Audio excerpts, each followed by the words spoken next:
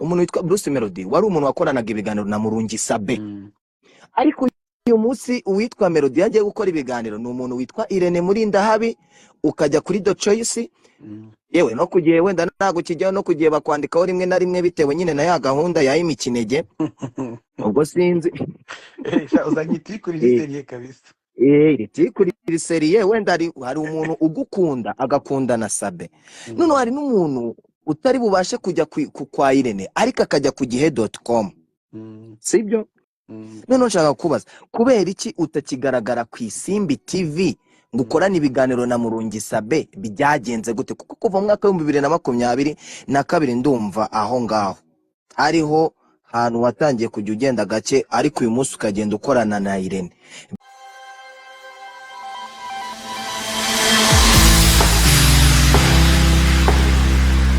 Hagati ya Debe na Melodie wahitamo nde baguhisemo umuntu ushaka gukorana ingoma? Nahitamo Melodie. Why? Ubwo nyine niwe prefer. Ubwo niwe wemera. Hagati tujye muri Tanzania, Harmonize na Diamond wahitamo nde bahise baguhitamo umuhanzi mwakorana muri kano kanya?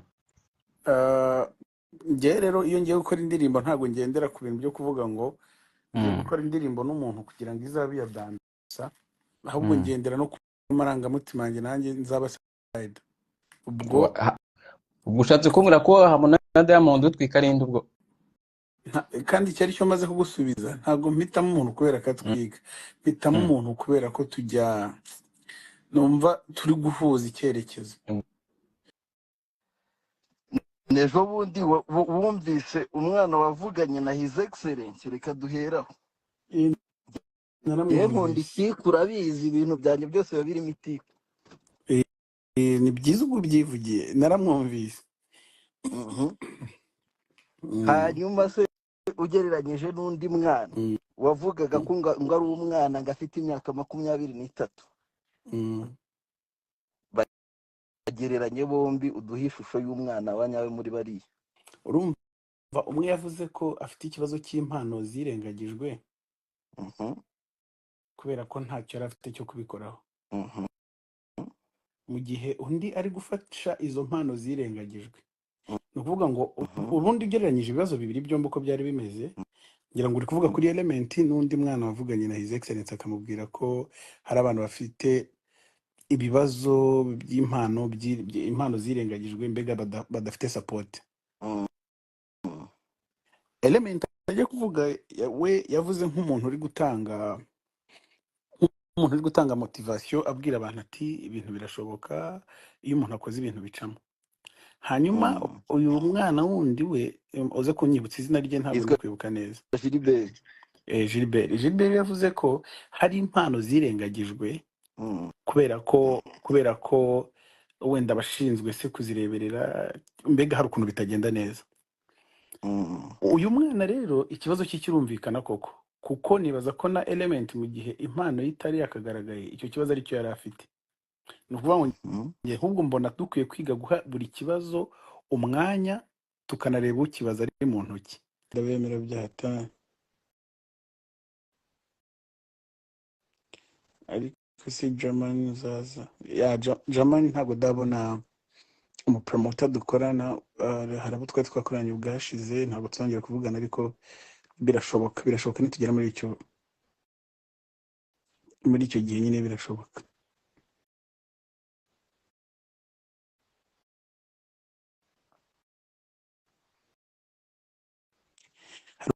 Mbwiye ngo umushyireho hano afite ibibazo bifatika.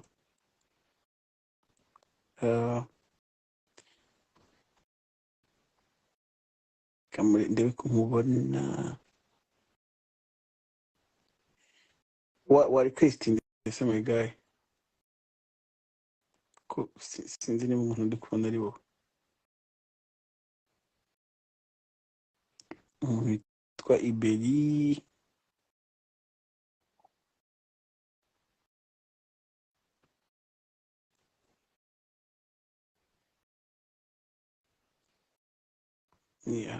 nakwiinvitinze my guy.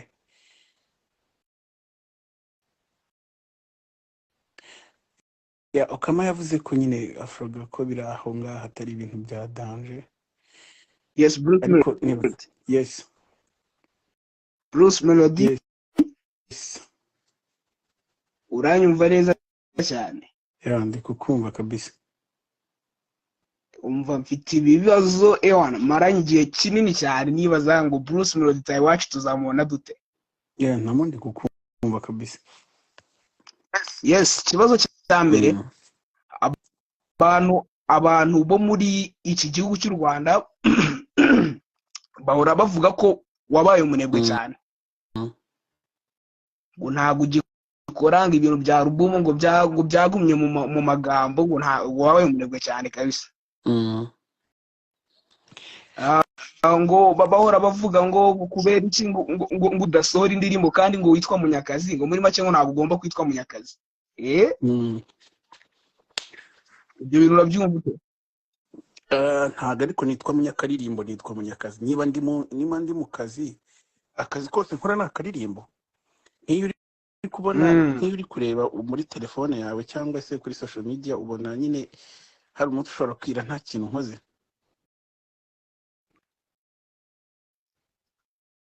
Hello?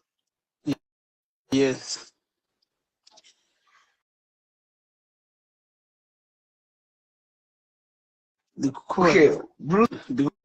Ndikubaza ko nitwa Munyakazi, nitwa Munyakaririmbo.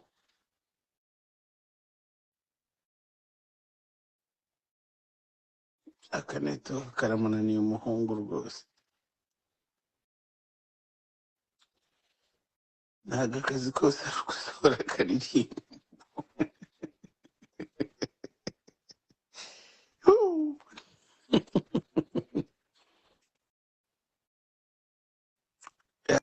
bya internet nawe biramunaniye kabisa, umuhungu niyigendere nta kundi. Gusa hazanyaga confidence nari nkunze. Njye nkunda abantu baba bihuta kandi ngo nari muri bya, ariko si bisambo muri kuvuga ni ibyahehe.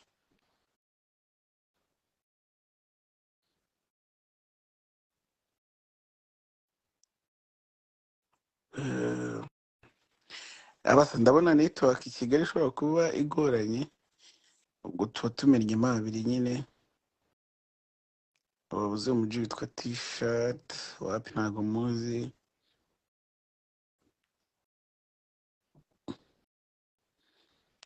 Wakijama nawe gusubiza urebaho, buriya bigorana iyo uri gusubiza ibitari ibyawe, ariko iyo uri kuvuga utuntu twawe ntibiba byoroshye. Uzatugeraho Denmark. No kubipanga ntago sofa ntago turakonfaminga Denmark, ariko nizere ko Ken arahari, Ken 155 arahari, ari kubyumva. Kandi turimo gutegura udushinga tunini twese muri 155. Ego nuri turi gutegura udushinga turenze, tuzabatamo abantu bari kuvuga ngo mbaririmbire. Murashaka ko mbaririmbire iyi ndirimbo? Nihe ndirimbo ya Melodie wigeze gusubiramo? Nta ndirimbo ya Melodie nigeze nsubiramo, ariko nkunda nasara.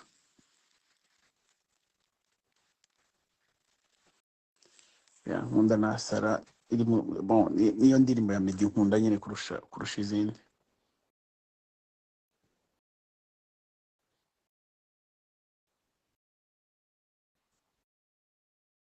Eminyawe ariko ntabwo yigeze requestinga. Eminyawe nashatse ntabwo yigeze requestinga.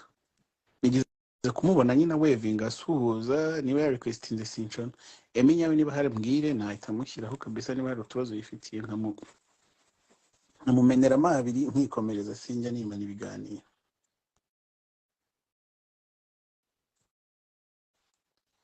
Ya naho ubundi amakuru yanjye yo nayo meze bien, meze neza. Ndi kubategura album twirangiriza hano. Titi Brown ngo muzamura mbaze. Titi Brown ufite ibibazo byinshi.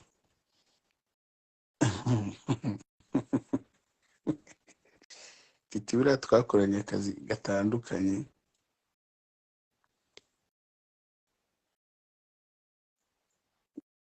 Iyi ndirimbo ya The Ben ukunda kurusha izindi? Indirimbo ya The Ben yitwa Habibi. Ya Habibi ni indirimbo ya bien.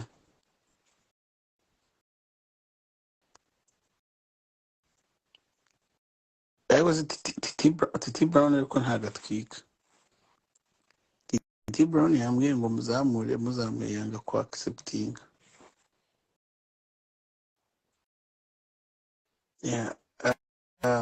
Hari umuntu wanditse ngo mbwira abajene bafite impano nyine ukuntu babigenza.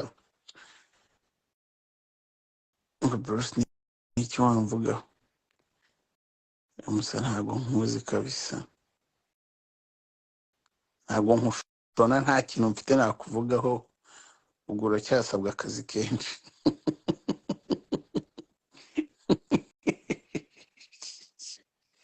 Niko yibariri. Hano hari umuntu witwa Bruce Melodie News. Uyu muntu ajya ntangaza. Uyu muntu amenya amakuru yanjye mbere yuko nyamenya. Ijambo rimwe kuri Mani Martin ni umu legend, ni umusaza, ndamwemera. Giti kiri gute se? Fresh. Umeze gute se wowe? Imyaka myinshi. Imyaka myinshi. Shout out kuri BGC, ndamubonye hano wevinga, turakwemera wa BGC. Uzige gukina PlayStation.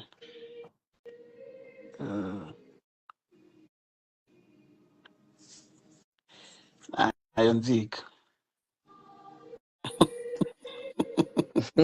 Ngaho ntamutwumve bani Titi.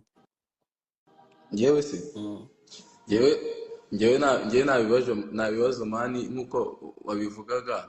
Njyewe narinje kugushimira kwanza imbere y'abanyarwanda bro. Urumva? Nyine njyewe hari abantu benshi batazi, nkuko uvuze ko twakoranye, hari abantu benshi batazi nyine ko Bruce Melodie buriya kuba ndi umuntu umeze gutya. Urumva? Ari wabigizemo uruhare runini nka 80%. Impamvu mbivuga, urabyibuka ko Mfushamere wanjye wambaye hafi 2019 se. Yenda sha. Uribuka ko twanamaranye umunsi wose nyine ungira inama, ukambwira nyine ngo kuko cyane ko nawe wari umaze iminsi ubuze umubyeyi. Urumva? Ukambwira nyine ati Imana ikunda imfubyi, uraje ubibona ukuntu ugiye kwita utera imbere, kandi koko byarabaye. Ikintu cya danje nagukuyeho, urumva, ni uko utiremereza nyine kwigira umuntu wa danje nyine ngo wumve ko hari ahantu wageze. Sinzi nimba wenda ujya wibuka zimwe mu nama wagiye ungira. Ndibuka nigeze kuba ndi kuvuga ngo Melodie ngiye gushyiraho ibiciro ngo ngubu umuntu utazongera koma aya ngaya ntabwo nzongera gukorana nawe. Uhita umbwira nyine muri za blague za urambwira Titi, aka kanya se waguze ikibanza se waguze imodoka? Urumva ku buryo wumva ko urenze nyine. Urumva mu bintu wanyigisha wambwiye ko like ni byiza gukora cyane kurusha gushaka amafaranga, kuko iyo ushatse amafaranga ntabwo yabona, ariko iyo ukoze cyane amafaranga araza.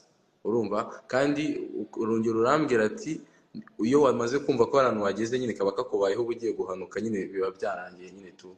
Urambwira ati ujye ukora nk'umuntu ukiza nyine tu, kuko iyo wumvishe ko wabaye umusitari kaba kabaye nyine tu. So biri no mu bintu nyine byamfashije kuba ngejeje maginga yanyihagaze, kuko ndi uwa kera nyine, naje kera. Urumva? So naragushimira cyane kabisa Melodie, cyane kabisa ku ruhare runini wagize kuri kariyeri yanjye, kuko nkeka ko indirimbo zangize hit cyane nyine zatumye menyekana cyane ari indirimbo zawe, niba itaba ari iyawe ariko wabaga uyirimo nyine tu. Ndavuga ikinyafu, ndavuga za bushyuhe, zira n'indirimbo nyine zabuminze cyane, n'ubundi buraka wagenda guma. Kandi nyine urabizi ko ndi no muri gereza narago, uzi ko ari we muhanzi nahamagaraga ndi muri gereza nkakubwira umva ibintu nabyawe nabibonye, courage.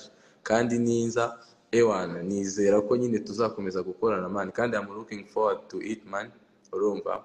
Kuko uri umuntu munini, kandi nanjye nawe nyine mu buzima bwanjye nyine kuri kariyeri yanjye kugira ngo nkomeze nyine nanjye naguke. Kandi nyine we are proud of you ahantu uri kujyana umuziki nyarwanda, kuko hari ukuntu nyine abanyarwanda babona nyine indirimbo hano nyine wenda kuko twari twaramenyereye original, ntibamenye nyine like imbaraga ziriya remix nyine, kuko like twese twaratunguwe kubona nyine iri kuri Billboard, ariko ni ibintu birenze. Hari ibintu nyine, hari ibintu twe tutabonesha nk'iyo biriya bihugu bavugaga ko GAEL boss nyine yavugaga ngo ziba zarabuminzemo utanazi ko n'ibyo bihugu byanabagaho nyine tu. So njye I was here, nanjye dore ndi murare n'iwawe, naje murare n'iwawe nyine, turi gutegura performance nyine izafungura icyunamo tariki 7 z'ukwa kane, ejo bundi muri arena. So courage my guy, kandi nizera ko ejo bundi uzama akazi nyine tukongera tukatwika. ndakuze urumva, reka nakuretse ngo winigure, nakuretse ngo winigure banze wivugira ibintu byawe, ariko Titi ni umukorajeri, reka mbivuga kiriho, ni umukorajeri kandi akora akazi kagakunze. Titi njye ntabwo nakubeshya ko nyine nzakora indirimbo igukeneye atari we dukoranye kabisa, n'aba bajene bose. kandi n'ubundi icyo nkundira industry yanyu ntabwo irimo imyiryane n'ibibazo byinshi, murafatikanya. So courage kabisa, ndacyahari, ndacyakora, kandi biriya byose wanyuzemo binyurwamo n'abagabo. ibindi byose reka tubiharire Imana man. Courage kabisa. Bless brat. Easy my guy. Titi Brown ni umuntu wahuye n'ibibazo biri seriye man. N'ibibazo biri seriye, ariko ubuse jugumira si uri guhitamo n'iki urumva, ni amahire. Hari undi muntu se nazamura cyangwa nicomokere, mumbwire umuntu ubona nabatamo akabatera agastori kamwe nkahita nikomereza. Uyu munyita Cedric se ndamubonye guhera kare, ego kubirimo gusimbuka noneho ni wansazi.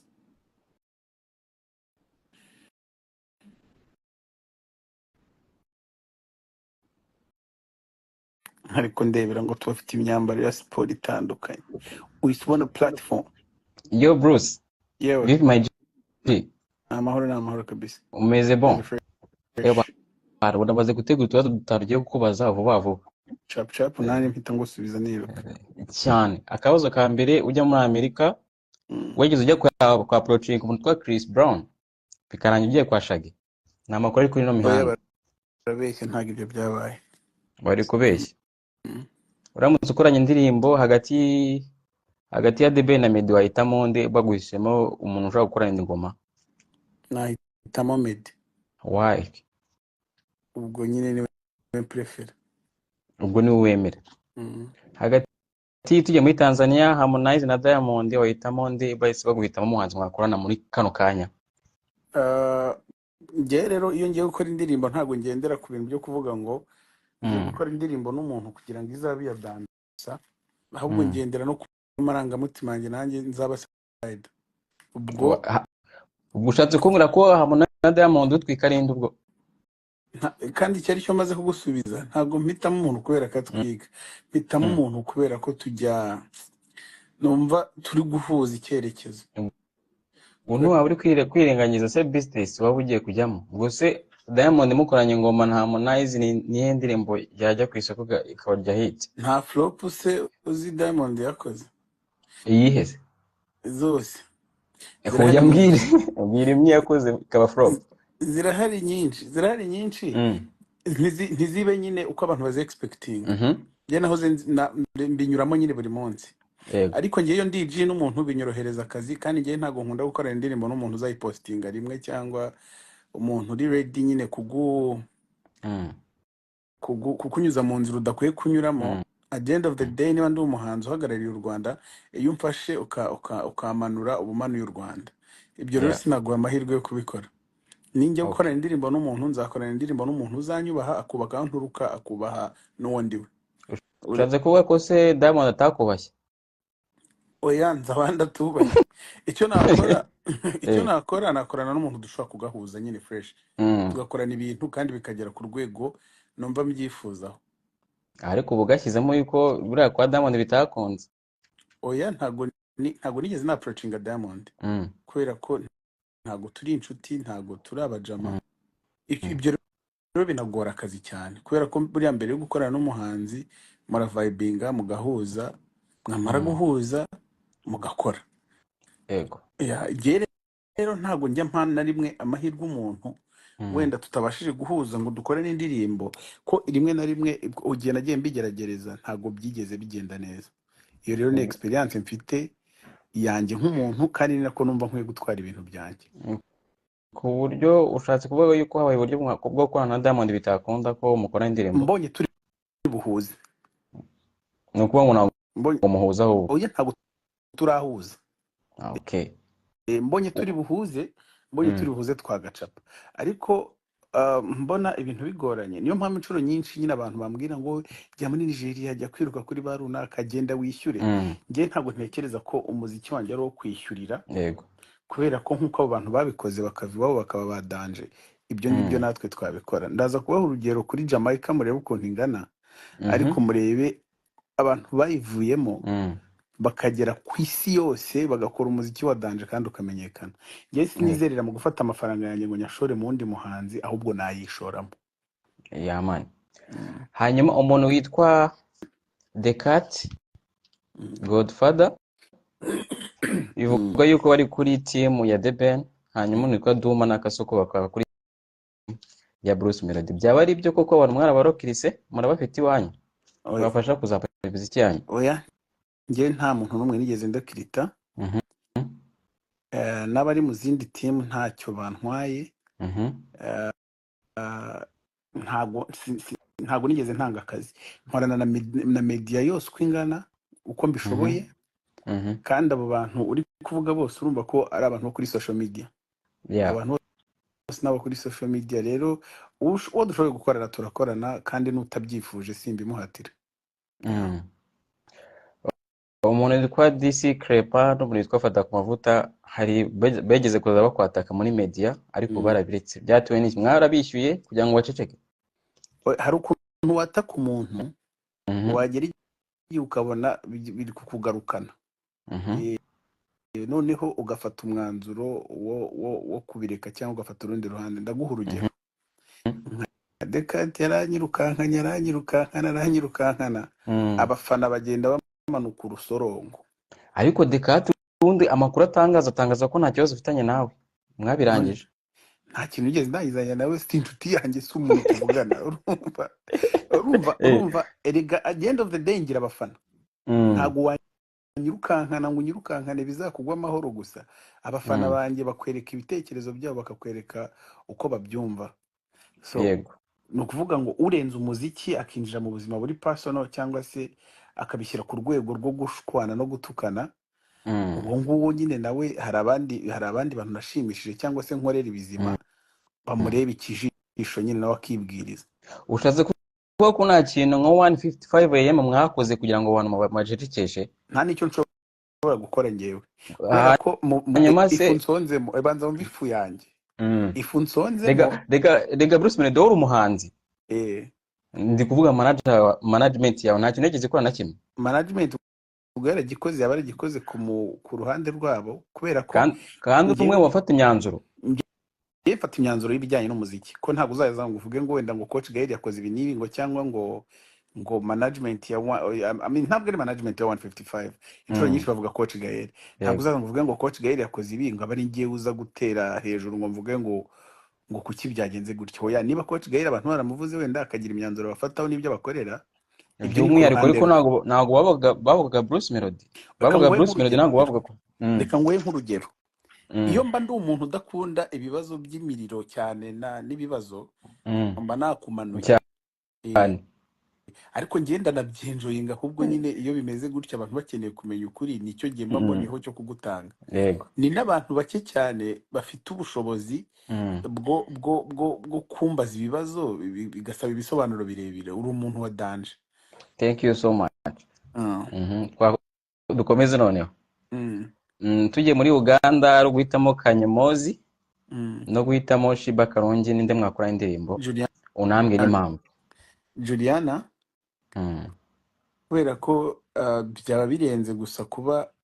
ari umuhanzi w'umugandekazi, ni umuhanzi nakuze nkunda. Icya kabiri nkunda ukuntu aririmba, nkunda style ye yo kuririmba. yego. Ikindi kibazo utakikubaza muri management yawe ya 155 am sibyo? Hari amakuru avuga yuko mwari mugiye kwita Chris Easy, nibyo cyangwa barabeshya? Barabeshya. Nta nubwo icyisho cyageze kibaho. Oya, barabeshya. Okay. Chris Easy asanzwe afite management ye, ameze neza, ari gukora neza. Ntabwo numva wenda aho byaba biturutse. Uko bivugwa yuko mwari yaragiye kujyana Kenny Solo Chris Easy. Oya, ayo makuru siyo. Ntago ariyo. Byaba biri guteganywa gurekrita Chris Easy? Yego. Oya. Na rimwe. Ya ndirimbo uzakora n'umuntu w'umugande, yaba ari umukobwa igitsina gore cyangwa no tipe. Ukuntu hereka rubaza ibibazo byiza none ukaba ushaka kungusha mu mutego, nicyo kintu. ibyo ntabwo wabivuga. Ubwo abantu bazi ubwenge bumvishije cyane. Album iri ryari mu kwa gatanu mu kwa gatandatu? Album yanjye iri mu kwa gatanu, ariko hazabanza soke solo iyibanziriza. Icya kabiri kubera ko mpora mbihindagura, ntabwo bikorwa nanjye, bikorwa n'imitegurire n'imiteganyirize kugira ngo ibintu bikomeze kugenda neza kurushaho. Ariko atageze igihinduka album yabiri mu kwa gatanu. Yes. Ibibazo byanjye byari ibyo ngibyo kandi urakoze cyane. Respect man, ubajije ibibazo byiza. Thank you so much. Nimba mbabwira mwajye mubwira n'aba bajene bakajya babaza gutya. uyu mujene nyine ababajije ibibazo, ntari natekereje ko umuntu ashobora kuza uri random umufana gutya ngo abibaze.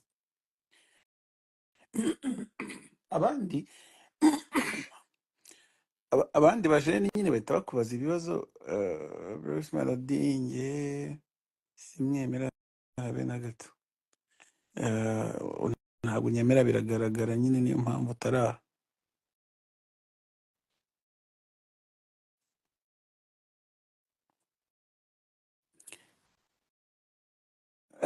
Akazi kanjye iyo kashimwe n'Uwiteka, hari umuntu wari uri kubaza ibyo kunywa, yengera gutya tu. Umuji yaje yateguye kabisa, umujene yaje yateguye. Disi Clement aracyari hano ngo muzamure, abantu bavuga ngo mbazamure Clement. Niba akiri hano nyandike muri comment muzamure, niba afite utubazo atumbaze mutema, dore no bwa mbere turiwe tugiye gukorana ikiganiro 1-on-1.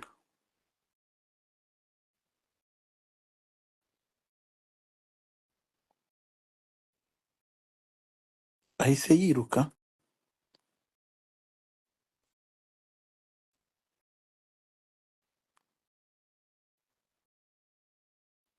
Yacomotse. Ndabona ibibazo rero bisa nkaho uriya mujene byose bibabarije.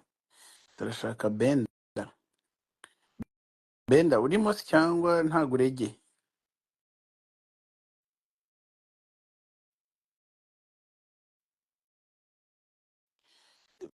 Ndabaza uwitwa Benda niba arimo cyangwa se ataregeye.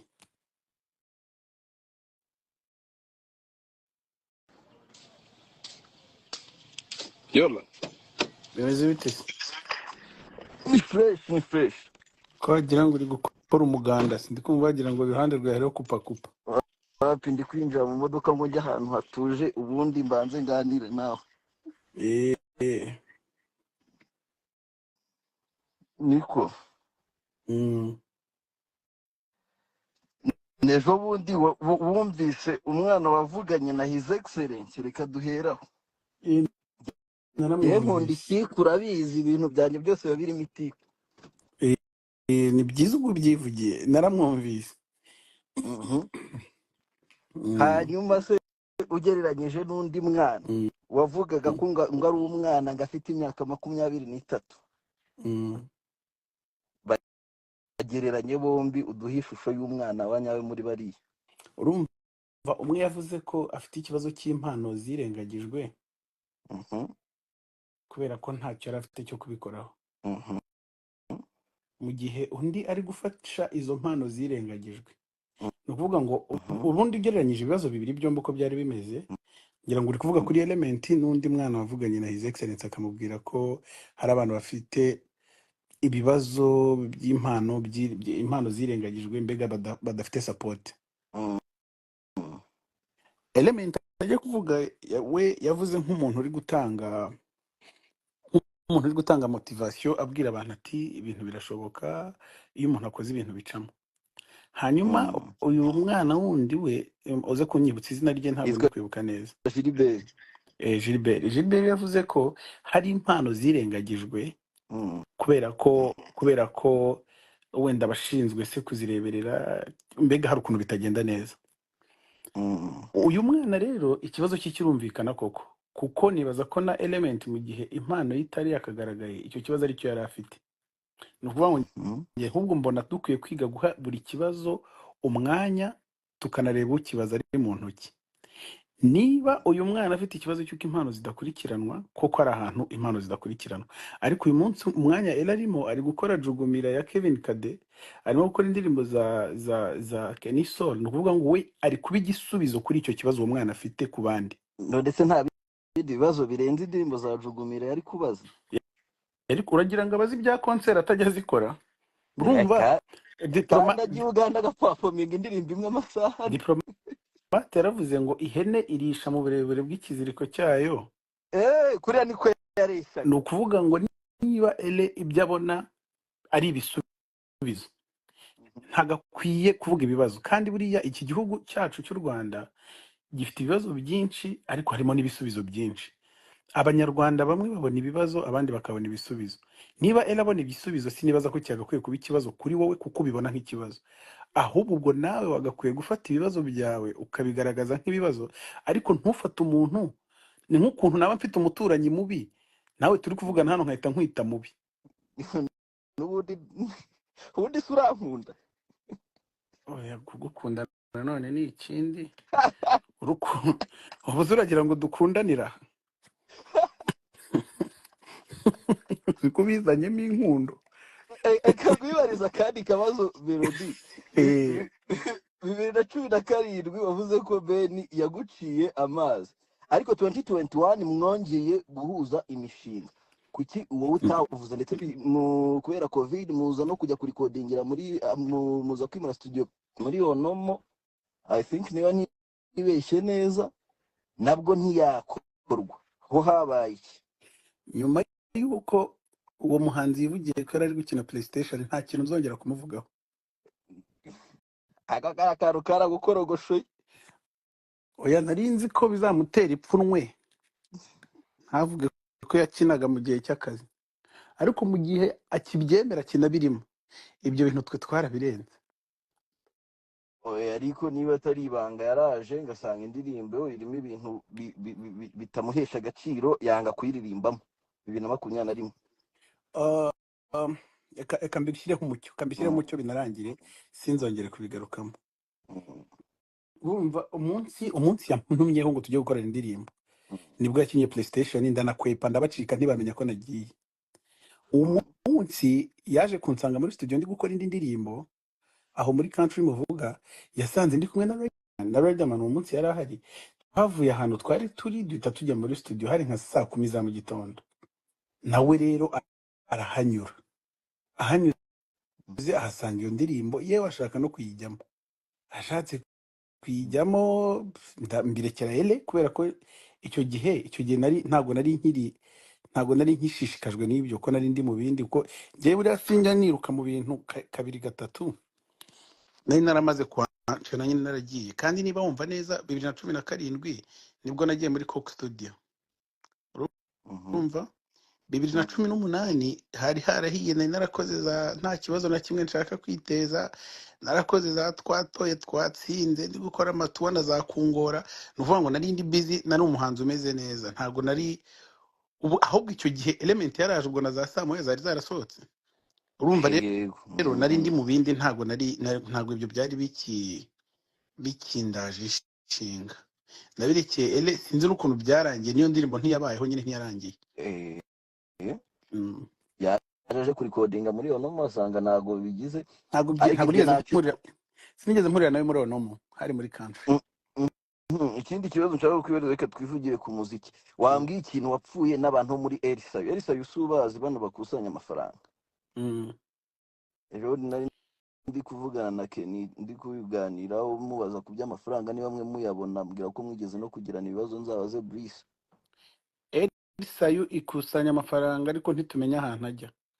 Ni ukuvuga ngo biri no mu bintu bikwiye gusubirwamo, abantu bakamenya neza aba bantu bakusanya amafaranga bayashyira hehe. Hari ibyigeze kuza bavuga ngo barayasaranganya, umuhanzi wakoze n'utarakoze barafata amafaranga bagabanya. Ibyo wenda byari mu gikara, ariko reka tubivugeho. Niba umuntu aje gukemura ikibazo, nibaza ko akwiye kugikemura nyine, ntateze ibindi. Ubwo ibisigaye byazajya mu bikari bikajyana no mu babishinzwe batuyisenge bakadufasha, ibyo nabyo bigakemuka. Okay, reka nigire mu kazi nanjye mve kuri live. Nari nzi ko nakari akazi. Reka aho ngakorera ndahazi. Turashaka kuzagutumira muri risibora dare, ariko amenye ko twafunguye na radio. Ndabizi mamumva. Ugomba kuza muri radari tukabanza tukagutwika. Ntabwo mwabishobora, ariko courage mwana, courage cyambere cyo uri kubyumva. Ngewe ndi umufana wa turetse n'ibintu byo kunuza n'ibiki byose. Utari umuntu wa danger, reka banze ngo mutake. Utari umuntu wa danger ntabwo tuba tugufataho umwanya n'ibiki byose. Ibyo ngibyo byo reka mbikubwize mu kuri, sibyo? Icya kabiri nuko iyo turi kuvuga ibintu runaka, nuko tuba kubonamo izindi mbaraga wakagombye gukoresha udakoresha. Cyase buriya abantu bavuga ati kuki utagura indege, buriya babakubonamo ubushobozi bw'uko wageze kuri level yo kugura indege. Ariko ibyo buriya sinigeze mbizunguriza umutwe n'umunsi umwe. And then ikibazo si wowe n'abana bakuri inyuma. Ibyo mbivuga buri munsi. Ubu se waba kuri inyuma njya mbareba. Ngewe abakuri inyuma nibo bagaragara, ngewe bo ntawe. Abandi inyuma buriya rero ushatse wafunga ijisho ntubarebe nimba umbona. Naho ubundi iyo ikibazo cyanyu gifashe ukakigira rusange, buri uba wandenze, wagiye ahatari kuri njye. Abakuri inyuma hari n'igihe baci mu gikari bakakubwira atariki ibi n'ibi, bakakubwira atariki ibi n'ibi, naho wowe nta nubwo ubuzi kiri kujya mbere. So wowe rero nanjye nicyo ndi kukubwira nyine. Nawe nka Melodie, courage, umuntu wa danger, kandi man, umuziki w'u Rwanda ugutezeho ibintu bya ejo. Narabyanditse igihe ujya muri Good Morning America. Umuziki w'u Rwanda man ugutezeho ibintu bya danger, kandi tuzi neza ko tuzakurira uko byagenda kose. Naka karayivuga saving, nyamuneka. Ntabwo nyando saving, ahubwo wowe uploading. Nyine wowe ukande nujya kwendinga live, ukande kuri save. Nushaka nyuma y'iminota 10 ndanayikuyeho, ubundi uhita uyisiba. Warangiza ngo ugiye mu kazi. None murasetsa. Sawa mwana. Fresh asante.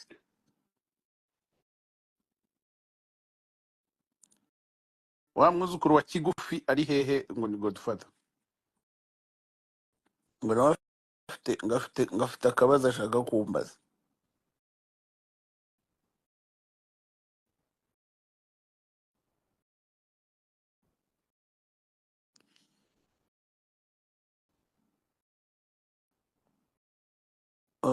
Ngo ariko n'abantu hano bababona ibintu none n'ukuntu bagenda babivuga, murasetsa koko. Witwa Emi nyawe ufite ibibazo cyangwa wari ikibazo? Urumva ngewe ntago mba ndi hano ngo turye dodo. Ngewe buri umbashije ibintu nabasha kugusubiza rwose, nabigusubiza zigakamwa wa mugani wa mujene. Umwuzukuru wa Emi afite isoni, ariko Emi wajya urega kugira isoni sha, wajya urega kugira isoni ko n'ubundi batazakorohera. Urega kugira isoni n'ubundi ntibazakorohera. Emi uyu namumenye akorana na Bakti. Umva ye. Undi wari usanzwe unse. Oya nakumenye, none se wigeze uzutazanywe na Bakti? Na Jessica zo mipango ni benshi. Ese nawe harahiye. harahiye ariko nyine harahiye arangije aranantwika sha. siko siko bene muntu tumeze. Oya niko tumeze ariko ngira ata nta bintu byinshi ngiye kukubaza nuko byinshi numvishije bari babikubajije ariko ngiye namye kuva kare nkwibariza wagiye muri Nigeria ujyayo wahuye na bamwe mu bahanzi bariyo hano waje uvuga collabo ufite bitavuze kuri collabo z'abantu bo muri Nigeria nimba ari collabo nini mufite. Navuze ko zihari nimwe navuze ko zihari ahubwo zo ntabwo nigeze nshaka gutangaza ba nyirazo. Oya basi dutemu umuntu umwe natangaje kuri album yanjye yitwa Bien-Aimé wo muri South Soul. Abandi turaba dutegerejeho gake gake turaza kugenda nyine tubamenya buhoro buhoro kubera ko strategy turi gukora gusohora album nk'inyemerera kwita ndekura ibintu byose icyarimwe. Mero hari ikibazo tumaze iminsi tubona ngo Mero Melodie hari ikibazo tumaze iminsi rata tubona mu bahanzi uri kubyumva ariko by'umwihariko ngenge kukubaza ku kintu kijyanye na BK Arena. BK Arena ni inyubako wenda abantu bavuga ko atari inyubako yubakiwe abahanzi, ni inyubako yubakiwe imikino muri rusange ariko iyo Nyarwanda bagiye gukoreramo indirimbo babaca amafaranga menshi. Ubundi iriya nyubako ku bahanzi bo mu Rwanda mubasha kuyaccessinga ku buryo bikwiye cyangwa mubona hari ikindi kintu cyakorwa kugira ngo mube mwabona noneho inyubako by'umwihariko yanyu? Ningisubiza ngiye kugisubiza mu buryo nka butatu kugira ngo ntagira umuntu ukomeretsa. Yego. Mbere hari standards z'umuhanzi. Ngo uri kuyihe level ku buryo babasha kwa affordinga BK Arena.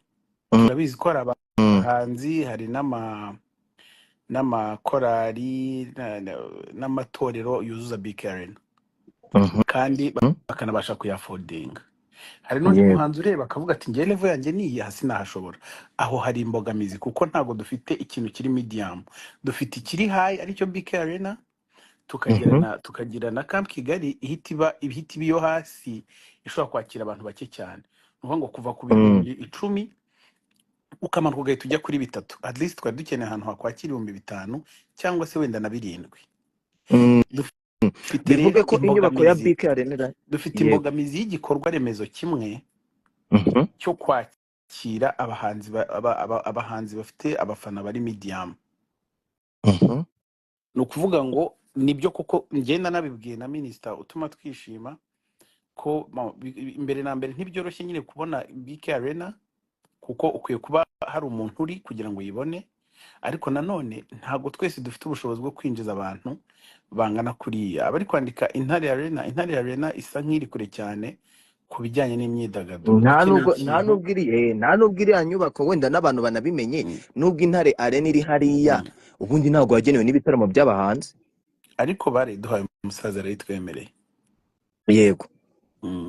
Ariko ndi gutekereza ko hari inyubako dukeneye kandi igihugu kiratureberera babana twumva nibaza ko tutaba turi hano twenyine badahari. Hari inyubako dukeneye byibura ishobora kwakira abantu 5,000 ku muhanzi uri kuri urwo rwego. Hanyuma tukaba dufite na Camp Kigali nabonye muri kwijujuta mwese ngo hajemo ikibazo wenda cy'isuku niki abantu babishinzwe rwose babyumve. Turi mu mujyi ufite isuku, turi mu mujyi wa Kigali, ntago twifuza ko hazagira umuntu uza mu Rwanda ngo atahavuga ngo dufite umwanda iyo bije ku bijyanye n'ubwiherero niki. Icyo ngicyo nanjye singishyigikiye. Uzi kuba wagiye mu gitaramo wabonye ibyo kunywa n'ibyo kurya shahu wishyuye amafaranga ubuza aho bisohorera ukabura aho bisohorera.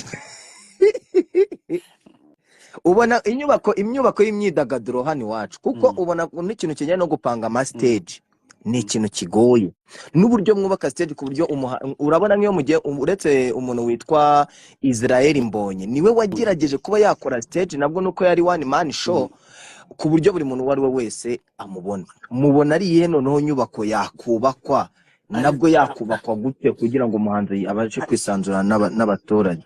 Ibyo rero nibyo nahereye kare mbwira na Clement, hari ibibazo bireba leta hari n'ibibazo bitareba leta. Ariko uri umuhanzi njye ndi umuhanzi nyine, hari ibibazo bireba abahanzi, hari n'ibibazo bireba leta. Ntabwo wambwira ngo leta iraguha inzu ngo irakubakire stage ni amafaranga yawe, ni ubushobozi ufite, urinde waririmbira hangana iki ukawubaka ibingana iki, mbega ni business yawe yongeye. Icyo dukeneye nicyo gikorwa remezo, naho ubundi iyo bije kuri stage wenda ikaba yubatse nabi, icyo gihe haba harimo ikibazo cy'umuhanzi ndetse n'abamufashije kuorganiza igitaramo. Yego. Uyu munsi hari ikindi kibazo kijyanye n'abahanzi wenda bakanyujijeho, wenda numushivuga ko kuri album hariho umuntu witwa Bulldog, niwe muntu uriho. Kubera iki abahanzi bo muri generation yo mu myaka yashize n'abanzi bo muri generation y'iki gihe turimo, kubera iki hasamo ikintu kijyanye n'agapingane, ukaba wumva ubona ari iyihe mpamvu? Niko byahoze nta gihe kibura bubu. Ubu se wowe ejo bundi sinahoze kumva uri kuvuga ngo abanyamakuru bakuraburije. Ni ibisanzwe, no kuvuga ngo amageneration yahorana amakonfli, niko twaje tubisanga. Bigoye cyane kubona umuntu uri ku rwego nk'urwanjye cyangwa nk'urwa Bulldog. Ndaza kubwira impamvu nitanze muri uryo rusinkunda kwivuga cyane, ariko kuri inshuro ndabikoze kandi ndanamaze. Urumva abahanzi nka Bulldog no muhanzi usanga yarajyanye na generation zose, akagerageza gukorana n'abantu ba kera, agakorana na bubu, kandi koko bikamukorera. Ibyo bintu narabikoze rwose, ibyo bintu narabikoze, nagerageje gukorana n'abahanzi bashyashya, ngakorana n'abahanzi ba kera, kandi koko bifasha n'umuntu kuguma hamwe. Ariko siko twese tumeze.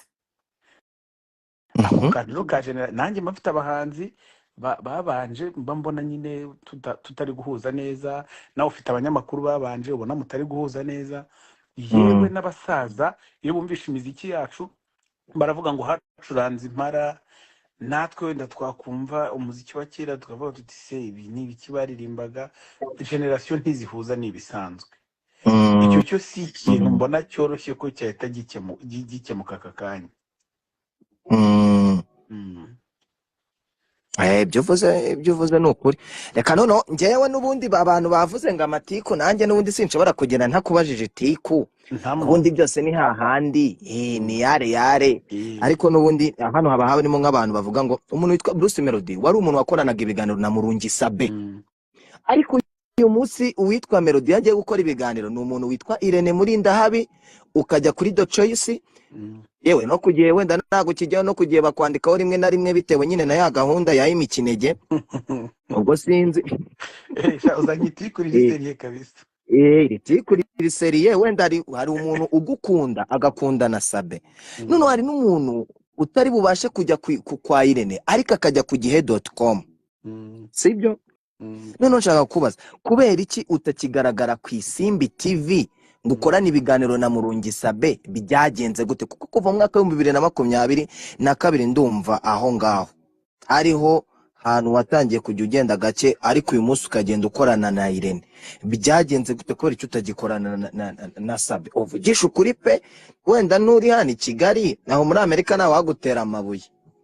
Ariko ninjya kugusubiza iki gisubizo nagiye ngisubiza kenshi, ngiye kugusubiza noneho nk'umuhanzi, kubera ko aya matika amaze igihe nk'umuhanzi. Ariko yego, humura, uri gushyuga umwanya ugiye gusubiza igisubizo kitari cyo.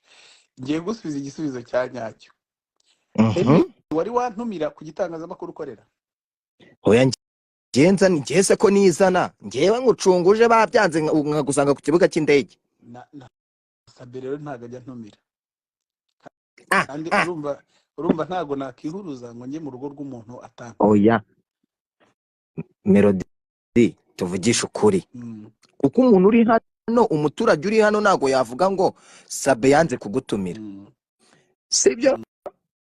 Sabe okay, noneho Chita naga kigutumira, we Chita noneho wari na hano, ubwo nawe araza kudusubiza. Itamubaze niba yantumiye, yarantumiye nkanga kujyayo.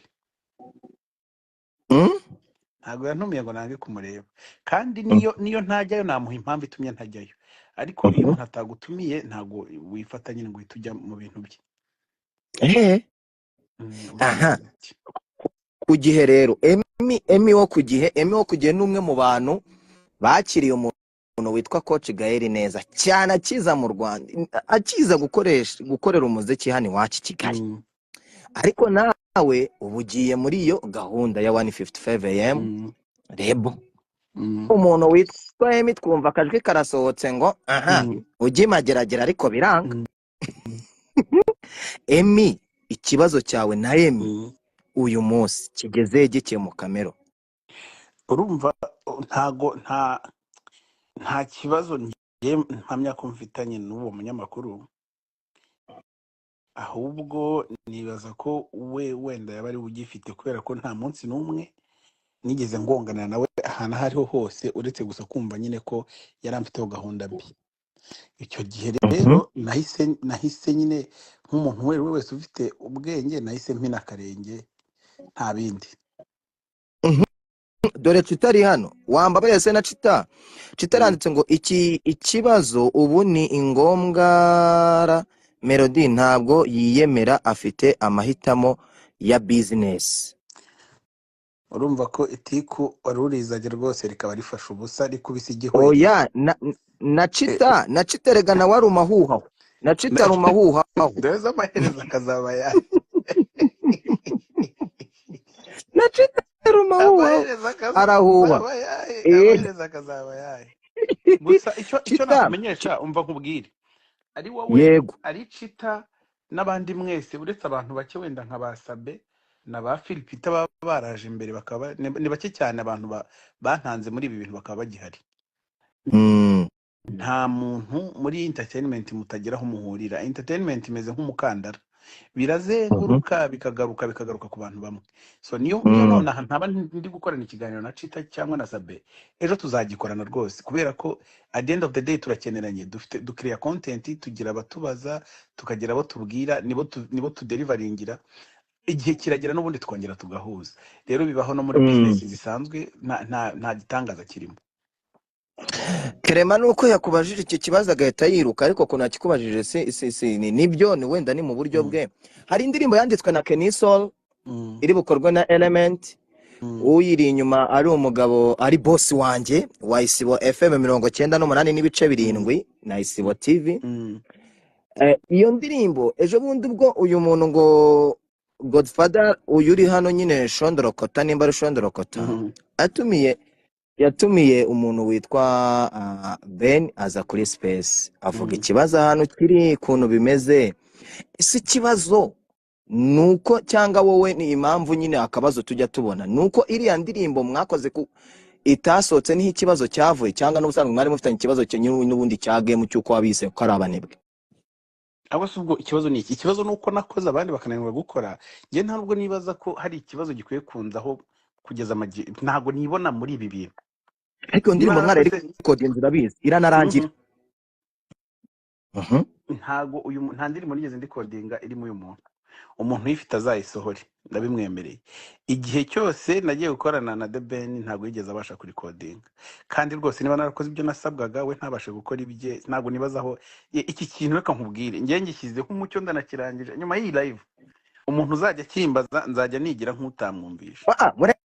Buretse noneho yego we na Ben ikibazo noneho kugira ngo ukirangize rwose, nanjye nigira kata we na The Ben ikibazo kibahe giturukahe ku buryo uyu munsi twumva Ben araza kuri space Twitter agasobanura impamvu, akaza hano hirya agasobanura impamvu, nawe yarabivuze, bamwe bakavuga ati wenda ni n'abantu bamuri inyuma. None ikibazo cya Bruce Melodie na The Ben gituruka kuki kivaye? Ni kuri PlayStation cyangwa n'indirimbo bagiye kuri recordinga ntiyazi? Nta kibazo na kimwe kiri muri ibi bintu. Ni ukuvuga ngo abantu babihindura ikibazo nabashaka kumvikanisha yuko ndimo kugerageza ngo gusuzugura cyangwa se kuririra kuri The Ben, ariko ntacyo mwuriraho, nta nicyo mushaka, kuko kariyeri yanjye iri stable. Ibyo nkora ndabizi neza kandi nkora akazi kanjye uko ngasabwa. Nawe ibyo akora arabizi, ni umuntu w'umugabo, ni umuntu ufite amahitamo ye.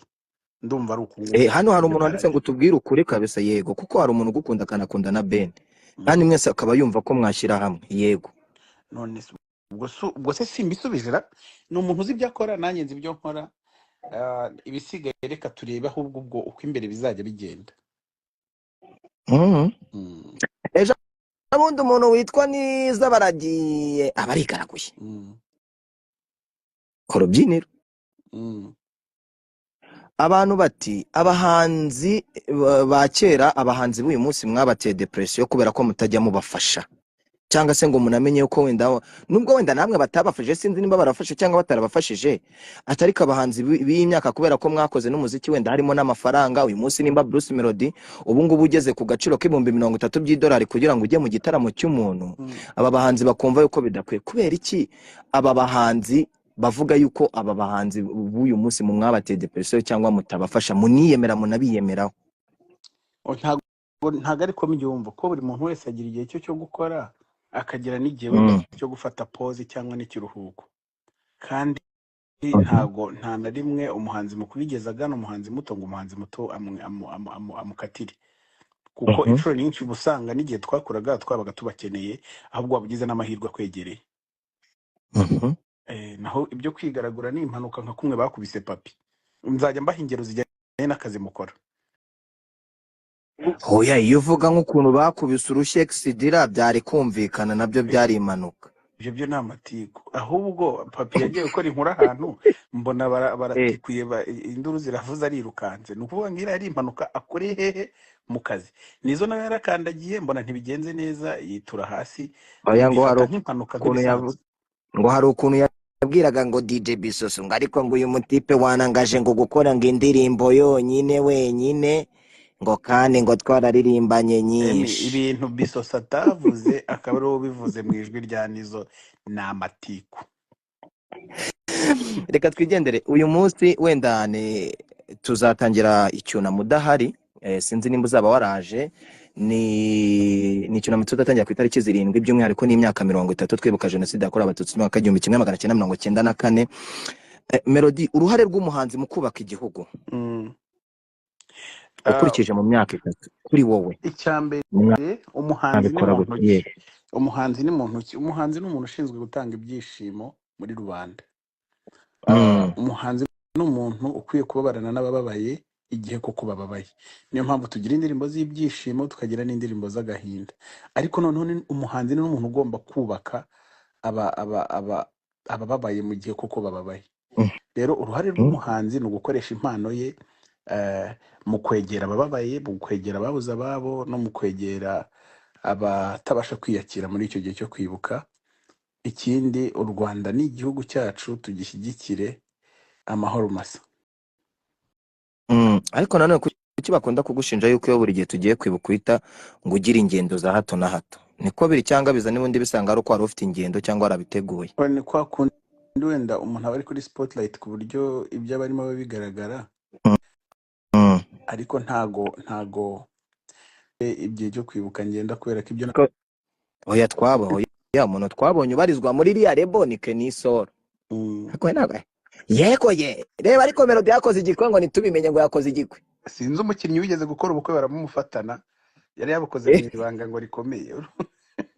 Gusa ndabitekereza kandi njye nubaha umuryango wanjye. Hari ibintu bimwe na bimwe rero by'umuryango ntajya mvugaho cyane ngo mbitindemo. Ubwo icyo gihe cyo kubereka ibirori ngomba kubereka nikigera nzababwira. Oya, hari n'undi munyamakuru umushuti wacu wagiye gukora ubukwe akodesha papa we na mama we bajya mu ntara y'amajyepfo, barasaba barakora, ibintu byose barabikora, birarangira magi arangije ahita abwira umugore ngo reka tubivemo. Sinabwiye mama na papa yuko twakoze ubukwe. Njye ntabo natira, nabo ngira, ubwo nyine nta ibyo ngibyo n'ibindi ibyo ntabyo najyamo. Isibo FM yarafunguye. Ni radio wumva gute? Ni radio utekereza gute? Nibona online ntago ndayumva bisanzwe. Ningera ikindi nzatanga iyo comment. Oya, no kuri YouTube iriho ubu mukanya bafata ku mavuta na DC Crema baraba bariho mu kiganiro bita Isibo Radari. Niho gica uziyongoza uyumve. Ariko se kugira igitekerezo cya Jado cyo gufungura radio nanone mu myidagaduro, kuri we wumva ari igitekerezo cyiza nk'umuntu wabaye boss wa Isibo? Rero igihe naviriye mu itangazamakuru nagiye gusa business iri kugenda neza, bigaragazwa nuko yiyubaka ikava ku rwego rumwe ikajya ku rundi, amashami agafunguka, ibintu byose bikaba. Rero ni byiza cyane ku Isibo kuba yafungura radio kubera ko kuba ufite televiziyo ufite na radiyo biraza gutwara business mu buryo buryoshye kurusha uko hari televiziyo gusa. Ni ikintu oya twe dukora cyiza. imyidagaduro gusa. Ikiganiro cya DJ Brian mba ndi kumwe na Jihad, ubwo nuko nyine babisokoje uko byo ko ndabonye bavuga ngo namenye ibyabaye kuri Jihad, ni ibiki byamubayeho? nta kintu cyamubayeho, nyine ni bya bindi nawe byigize kukubaho, hari abantu bifuza kufungwa, nta bindi, ni ibintu biba biri aho. Mukora imyidagaduro mwuka byaramwe, ntimukarengere gufungishanya n'icyaha Imana itajya ibabarira, muri gereza ni habi. Oya ni habi, rega twese, rega ntawa we wagiyeyo koko. Melodie urakoze cyane, ngo hano ngo hari umwana ngo witwa ngo de cyiza, nimba ari de cyiza. Dore inyarwanda banze ivuye kuri RIB we. Kevin yabataye.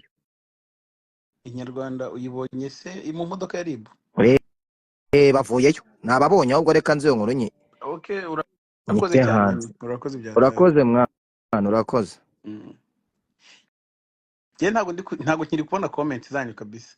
Ubu rero ubwo ntakiri kuzibona, ngiye kubasezerana icomokere, nizere ko tugiranye ibihe byiza, kereka niba hari umuntu mubona ntakiriye nagombaga kwakira. Ubwo ntari kubona comment zanyu, nta kundi ndi bubigenze, nta kundi ndibona nabigira. Hano hari ibibazo abantu banditse bike bike, reka mbinyuremo. Akantu ushaka kukubaza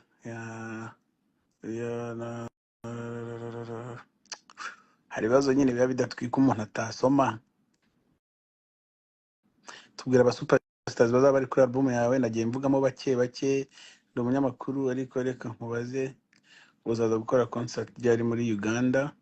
Food de tour yaragafashe muri Uganda, ntababeshye ntago mbizi neza, ariko ni ibintu bishoboka kuko ni hafi yo mu rugo rwose.